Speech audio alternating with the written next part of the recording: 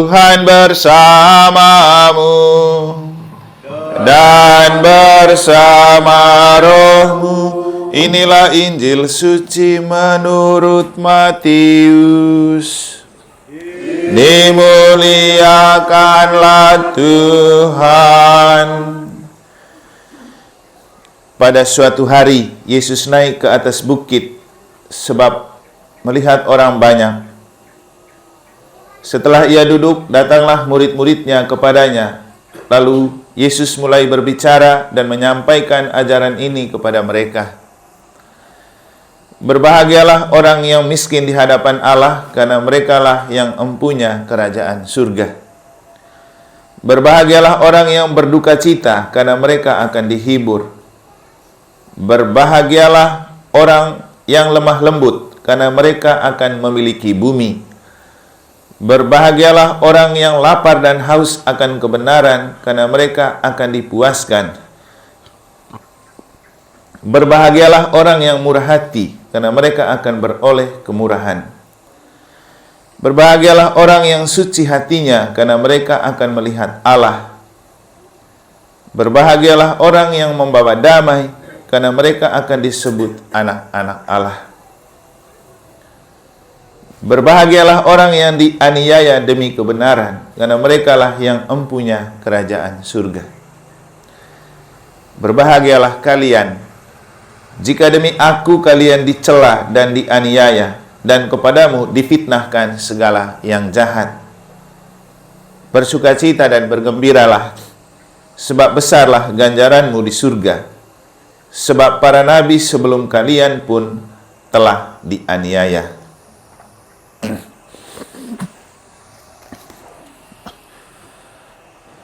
Demikianlah sabda Tuhan.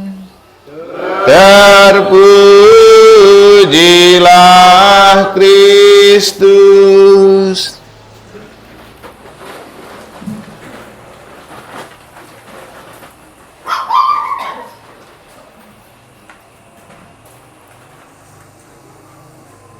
Para suster, Bapak Ibu, saudara-saudari, adik-adik dan anak-anak sekalian yang saya kasih dalam Tuhan, salam bahagia.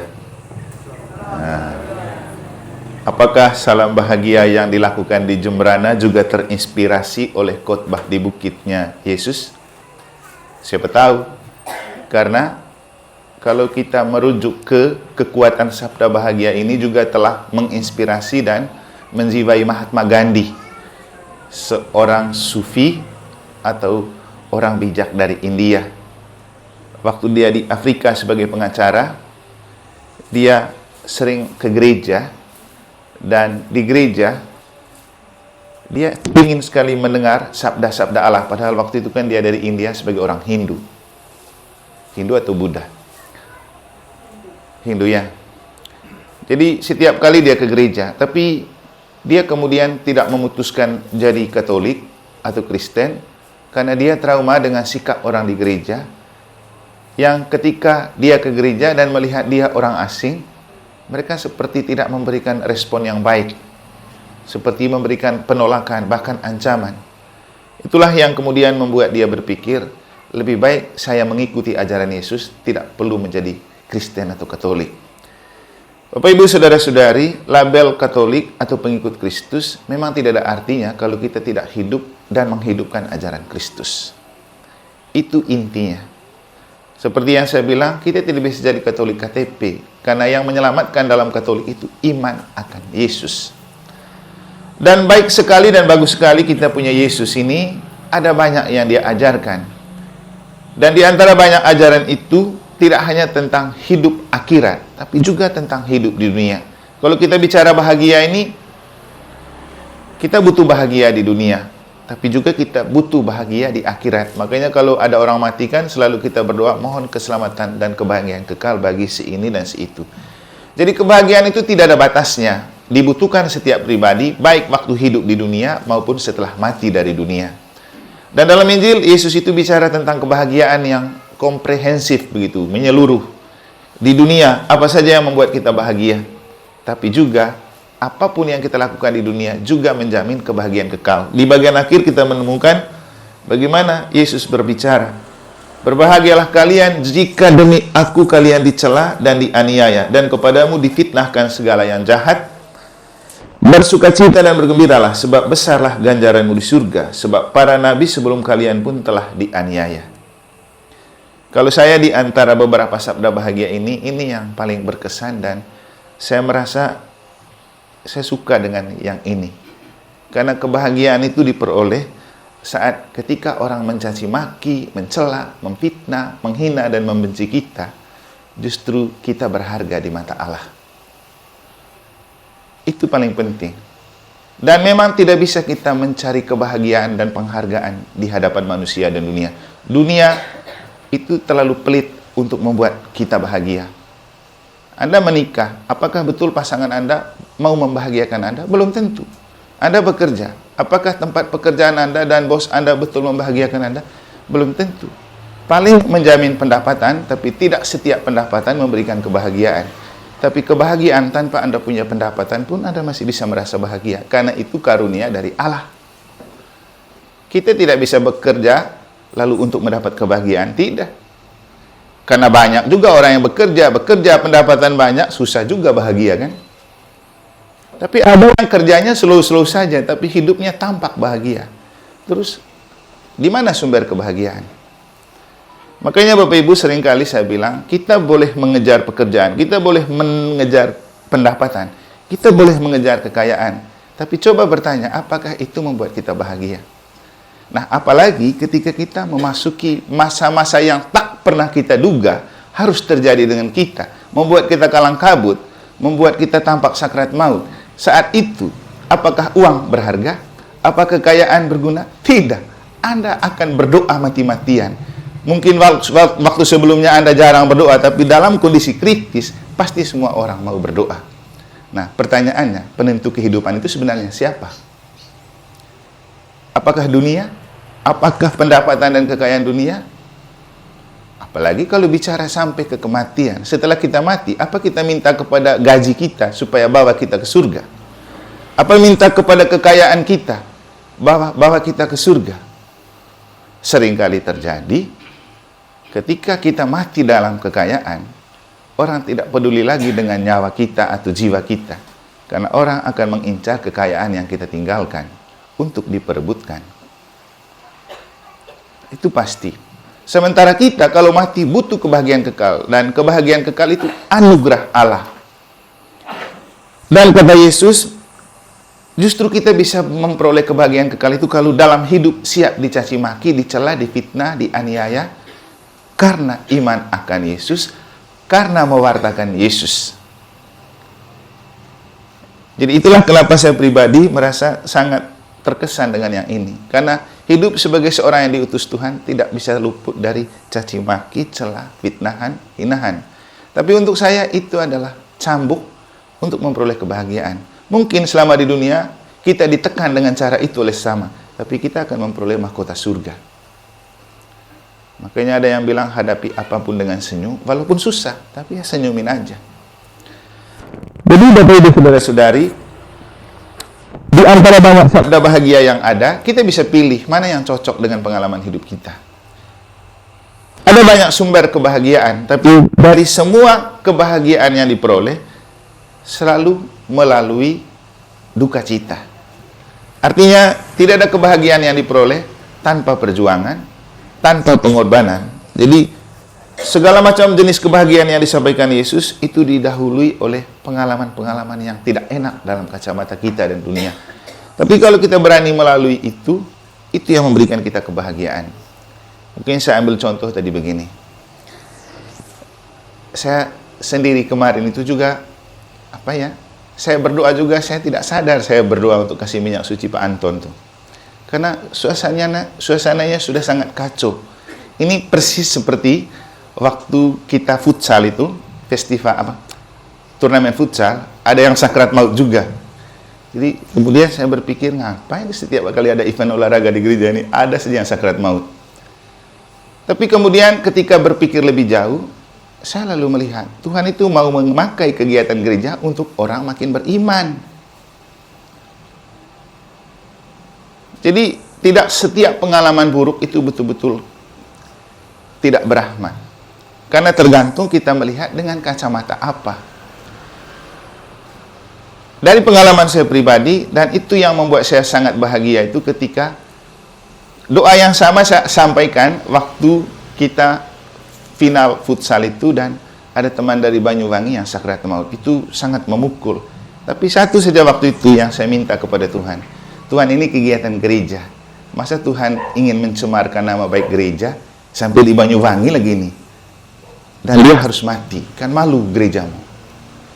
Tapi juga Tuhan selalu memakai setiap kecelakaan dan penderitaan untuk menampakkan kemuliaan-Mu. Maka seperti Yesus, karena banyak orang yang meragukan Dia, karena banyak orang yang meminta dan menuntut, kalau betul Engkau anak Allah, bangkitkan Lazarus, terjadilah. Maka waktu itu, sekarang mungkin baru saya cerita, atau mungkin pernah saya cerita, itu saja doa saya, Tuhan, kalau Kau mau memakai kesempatan dan tragedi ini untuk membuat orang percaya dengan gerejamu, selamatkan dia. Selamat juga waktu itu ya. Nah, dia waktu itu masih baik. Satu kali dipompa di rumah sakit, sadar ya. Mungkin suster mereka belum di sini. Dia orang muslim lagi coba. Sama juga dengan kemarin. Kemarin itu Pak Anton itu yang suruh saya ikut main. Saya kan masih sakit sebenarnya kakinya. Begitu mereka selesai, mereka bilang, ayo Romo pakai pakaian saja. Saya bilang, saya masih sakit. Dia bilang, kasih rame saja Romo. Saya bilang, oke. Kebetulan Yohanes yang mau main lawan Francisca kan, saya lihat mereka ada baju baru, sponsornya Bintang Mas Motor. Saya bilang, saya ikut dengan Yohanes ya. Oh iya Romo, kami masih kurang. Sudah, saya dikasih nomor 14. Saya pikir begini, saya lebih bisa pakai nomor 14. Ini angka sial ini. Tapi sudah, saya pakai saja. Begitu saya turun, posisi sudah 6-0 ya Tony ya. Francisca sudah menang 6-0 karena yang pukul itu Prodiakon. Katanya pukulan Prodiakon itu mematikan. Dan di sebelah juga ada Prodiakon yang ikut, Panurpe. Saya akan kasihan dengan kondisi Panurpe ini. Tipis, kering, sisa tulang-tulang, harus terima bola voli. Keras lagi bolanya. Lebih baik saya yang menderita ikut main. Saya bilang, ganti sudah Panurpe. Oh ini Romo datang, ganti. Masuklah saya. Baru satu kali saya pukul bola, itu kan bola dari Stephen ya, pas posisi saya di depan, saya pukul main-main begini, ternyata out.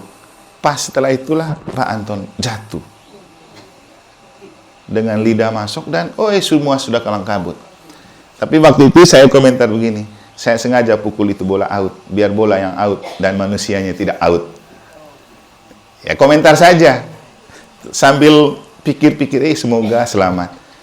Kemudian berjalan sudah berapa menit, saya ditelepon lagi sama Ibu Santi, namanya Meta. Romo, kondisinya belum ada perubahan ini. Tolong Romo ke sini sekarang untuk doakan. Lalu Pak Ari datang jemput saya, pergi saya kasih minyak suci. Sampai di sana kan hiruk pikuk. Jadi saya pimpin doa itu tidak sesuai dengan aturan yang ada di buku lagi. Langsung saja to the point, kasih minyak, tapi yang muncul dalam benak itu perasaan tadi. Ini Tuhan, di tempat IGD ini tidak banyak orang Katolik, banyak dokter dan perawat orang bukan Katolik. Banyak juga orang Katolik yang munafik nih saya lihat datang nih. Tapi kalau Tuhan mau tunjukkan bahwa dengan doa seorang pastor dia ini bisa selamat. Ternyata Tony perhatikan,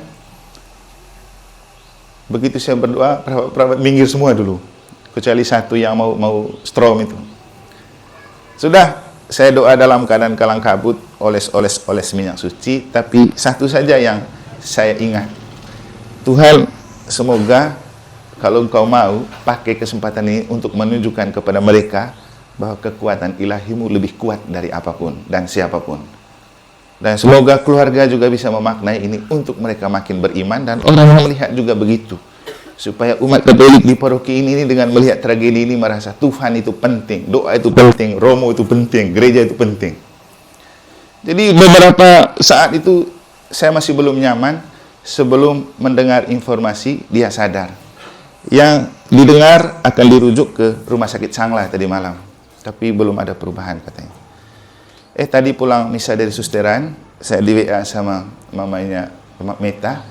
Romo, terima kasih banyak, Om sudah sadar dan dibawa ke rumah sakit Sanglah hari ini. Ya sudah, saya lega sudah. Berarti dah sampai saat ini Tuhan mendengar doa saya. Itu yang membuat saya bahagia. Jadi kebahagiaan itu tidak mudah, tapi harus dilalui dengan hal-hal yang membuat kita cemas, khawatir, gelisah. Tapi kata Yesus apa? Kuatkanlah hatimu. Dalam kondisi itu, kuatkanlah hatimu. Aku telah mengalahkan dunia. Karena Yesus juga pernah mengalami situasi kritis seperti itu. Waktu di Getsemani, ia bergulat dengan harapan dan kenyataan. Bapa mau supaya dia menyelamatkan dunia dengan memanggul dan mati disalib. Tapi Yesus bilang, aduh, masa dengan jalan seperti ini? Kenapa kemudian Yesus bilang gini, Bapa, kalau engkau mau, biarkanlah piala ini berlalu dariku, tapi bukan menurut kehendakku, tapi kehendakmu yang terjadi. Itu Yesus pasrah itu. Dia dalam kondisi sangat galau. Membiarkan kehendak Allah terjadi, itu kata kunci. Karena pemilik kehidupan itu Tuhan, bukan kita. Ya, saya kemudian berpikir tentang kematiannya Pak Man Bagir. Sederhana saja. Kita pikir dia siap dioperasi. Kita pikir dia masih tarik nafas karena memang lambungnya luka. Ternyata itu hembusan nafas terakhir. Bagaimana?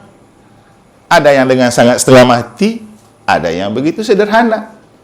Dan coba Anda cek, tidak ada orang mati dengan cara yang hampir sama. Pasti berbeda, kecuali kalau kecelakaan atau ada tragedi tertentu. Tapi dalam kondisi normal, mati itu khas. Kenapa? Tuhan itu yang menentukan. Dunia medis memang berusaha, tapi mereka tidak bisa menentukan. Mereka hanya bisa mengulur-ulur sedikit, tapi tidak menentukan orang mati atau hidup. Hanya Tuhan. Makanya kemarin kita bilang, ya jenis ini hanya Tuhan yang bisa lakukan. Semoga dia bisa menunjukkan mujizatnya. Ternyata Tuhan telah menunjukkan. Kita bersama-sama bersyukur karena saya rasa semua orang yang ada di gereja kemarin juga berhenti bermain dan berdoa rosario bersama. Dipimpin oleh Pak Nurpa. Berapa peristiwa kemarin tuh? Satu ya. Satu. Mereka berdoa di sana, kami berdoa di sini. Bapak Ibu, kekuatan doa. Sehebat apapun kita di dunia, lagi-lagi, tetap Tuhan itu pemilik kehidupan. Kita pasti akan semua masuk di fase-fase di mana kita menghadapi kenyataan yang tidak bisa kita atasi dengan kemampuan dunia dan manusia. Kita hanya betul-betul berpasrah kepada Allah. Dan ketika kita menemukan kesuksesan di balik perjuangan yang begitu hebat, itulah kebahagiaan. Dan tidak ada orang bahagia tanpa melewati kesulitan. Bahagia hanya diperoleh kalau mampu melewati kesulitan. Kalau saya pribadi, doanya begini. Bukan menghindari tantangan, tapi juga bukan supaya tidak ada tantangan. Tuhan berilah aku kekuatan supaya aku mampu menghadapi apapun bentuk kenyataan dan tantangan hidup yang dialami. Dan bantulah aku untuk mampu menghadapi dan melampaui. Begitu. Karena tidak mungkin kita tidak ada tantangan. Tidak mungkin kita tidak ada kesulitan dalam hidup. Itu pasti ada. Karena dunia selalu memberikan kita tantangan. Tapi kalau bersama Tuhan, tidak usah takut. Dan bersama Tuhan, kita tidak akan krisis kebahagiaan. Bahkan dalam penderitaan sekalipun, Tuhan akan bisa membuat kita tersenyum dan bahagia. Mungkin kita masih ingat dulu saya pernah bercerita tentang seorang bapak yang sakit berat di rumah sakit Lela. Waktu itu kita masih di tahun rohani. Kita para frater berkunjung orang sakit setiap hari Jumat. Ada satu bapak tua yang gangguan prostat dan dia sudah setengah mati sekali. Hanya tunggu waktu. Jadi begitu kita para frater pergi, apa yang dia bilang? Frater, terima kasih doanya untuk saya. Tapi frater, biar frater tahu ya, saya itu tidak merasa menderita dengan penderitaan ini.